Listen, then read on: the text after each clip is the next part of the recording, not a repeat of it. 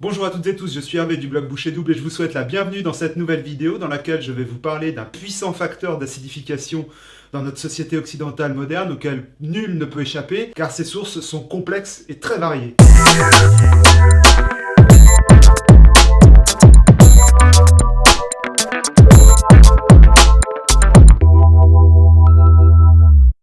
Premier réflexe, lorsqu'on s'acidifie, on soupçonne souvent son alimentation. Second réflexe, lorsqu'on s'acidifie et qu'on prend du poids, on soupçonne souvent son inactivité, sa sédentarité. Et pourtant, un troisième facteur existe, bien plus insidieux et bien plus difficile à éviter. Ce troisième facteur, ce sont nos émotions et le stress. Les émotions négatives et le stress sont un facteur d'acidification réactionnelle très important pour le métabolisme. Car stress et émotions négatives impactent énormément notre système hormonal. Or, aujourd'hui, qui peut prétendre échapper au stress? Pour mieux comprendre, il faut aussi avoir en tête que le stress et les émotions négatives impactent notre système hormonal.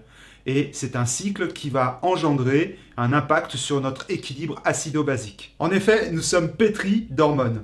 Nous sommes régis par nos hormones. Et même si le lien entre les hormones et l'équilibre acido-basique peut vous paraître lointain, il est en réalité très ténu. Hors pathologie, c'est d'ailleurs pour la plupart d'entre nous la principale source d'acidification. Le stress psychique peut affecter une glande qui est à l'intérieur de notre cerveau qui s'appelle l'hypothalamus. Les émotions, le stress, la peur, les colères laissent leur empreinte dans cette zone hypersensible de notre cerveau. En cas de signal de stress, l'hypothalamus réagit en sécrétant une substance stimulante qui est dénommée CRF3. CRF3 va transmettre l'information à l'hypophyse, une toute petite glande qui est située dans une petite cavité sous notre cerveau. L'hypophyse réagit à son tour en sécrétant de l'ATCH4. L'ATCH4 est une hormone qui va transmettre l'information à son tour aux glandes cortico-surrénales qui sont situées juste au-dessus des reins. En réponse à ces stimuli, le cortex surrénalien a à sa disposition une trentaine d'hormones dites glucocorticoïdes. Ces hormones, comme toutes les hormones, peuvent se déverser dans le sang. La plus importante de ces hormones est le cortisol, également connu sous le nom de hydrocortisone. Le stress et les émotions négatives peuvent nous amener à sécréter 20 fois la quantité de cortisol normalement nécessaire pour le fonctionnement de l'organisme. Et ceci dans le but de le mobiliser et de le préparer à faire face à une agression.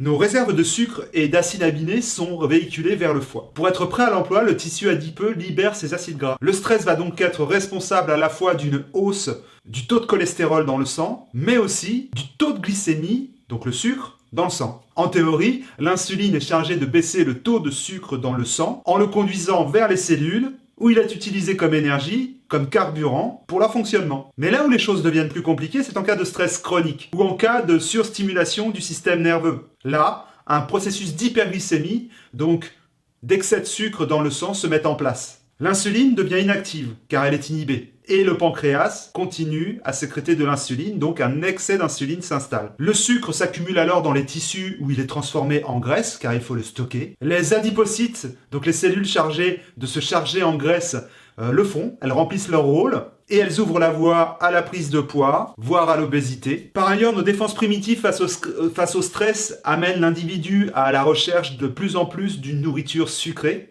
Donc c'est un cercle vicieux qui s'installe. Ce cercle vicieux provoque des fringales, provoque des envies de sucre, provoque pas mal de dérèglements alimentaires du type boulimie et entraîne le surpoids. À terme, le sucre ne parvient plus à rentrer dans les cellules. Les médecins parlent d'intolérance au sucre et de résistance à l'insuline.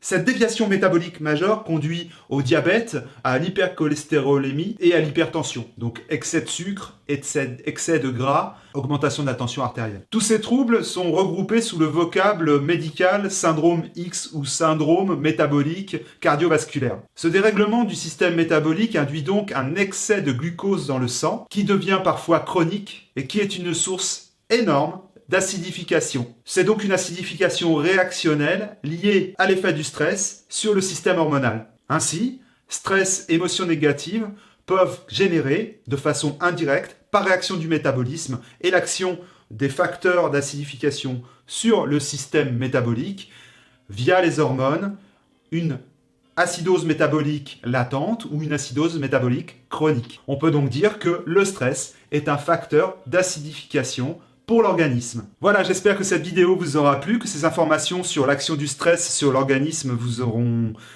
convaincu qu'il est difficile de ne pas s'acidifier dans nos sociétés occidentales modernes, ne serait-ce que par rapport à ces facteurs, mais bien sûr, l'un des plus gros facteurs aussi, c'est l'alimentation, la qualité de l'alimentation. Vous retrouverez des vidéos qui parlent largement de ces thèmes sur la chaîne.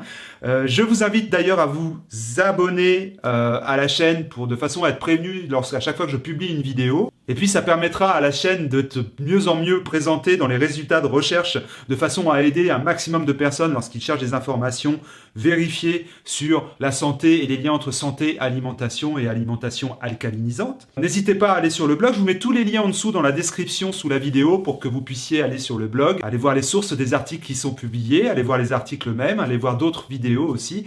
Bref.